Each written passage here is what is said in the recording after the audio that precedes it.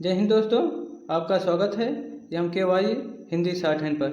Matter जो बोले जाते हैं आध्यात्मिक, कुरुक्षेत्र, कहानी, जीवनी, निबंध, ये सारे सब मैटर बोले जाते हैं।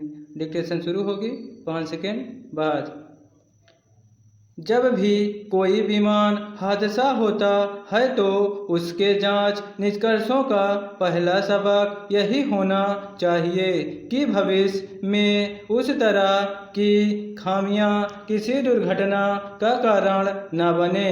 मगर विमान हादसों का सिलसिला जिस तरह बदस्तूर जारी है, उससे यह विश्वास करना मुश्किल है कि सबक लेने और सुधार की प्रक्रिया में कहीं कोई गंभीरता बरती जाती है।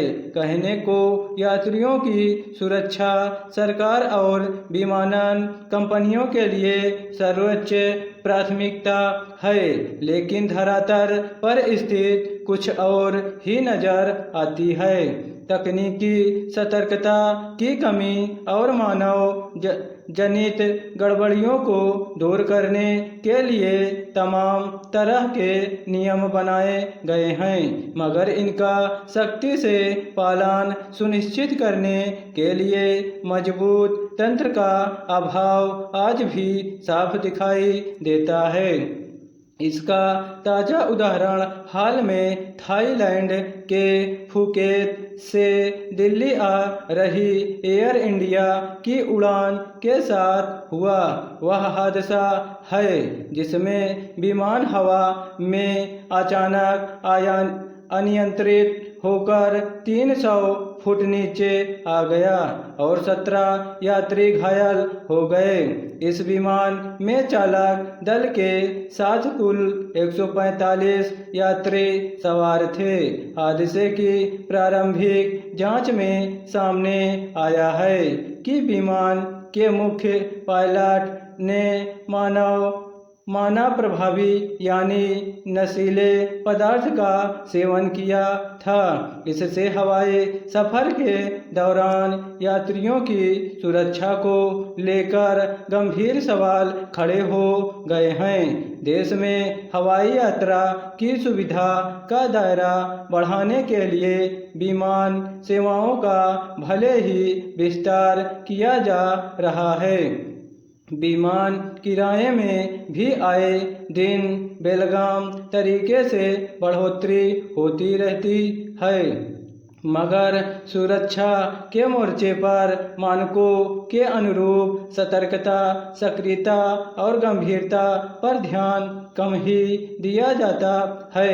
यही वजह है कि कभी तकनीकी खराबी, कभी मानवीय चूक तो कभी मौसम की अप्रत्याशित चुनौतियां विमान हादसों का कारण बनती हैं। फुकेत से दिल्ली आ रहे विमान के अनियंत्रित होने की वजह वायुमंडलीय अस्थिरता यानी एयर टर्बुलेंस बताई गई थी। हालांकि बाद में इस विमान को दिल्ली हवाई अड्डे पर सुरक्षित उतार लिया गया था, मगर अहम सवाल यह है कि देश भर में होने वाले विमान हादसों से सबक क्यों नहीं लिया जाता है।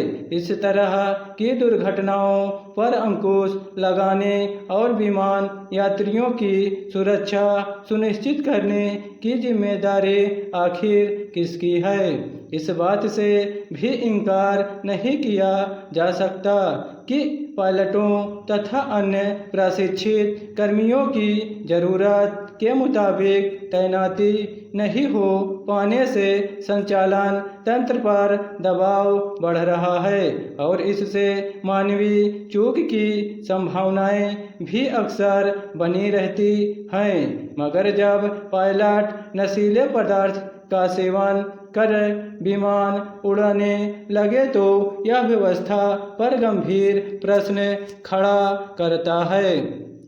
क्या उड़ान से पहले चालक दल की जरूरत परीक्षण नहीं किया जाता है?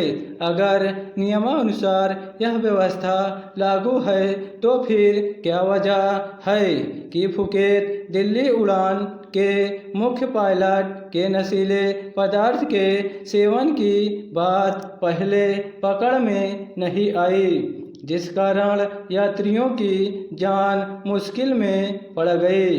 अगर समय रहते स्थिति नियंत्रण में नहीं आती तो बड़ा हादसा हो सकता था। नागरिक उड्डयन मंत्रालय का कहना है कि इस हादसे के प्रारंभिक जांच निष्कर्षों को गंभीरता से लिया गया है और अब इसकी गहराई से जांच की जाएगी।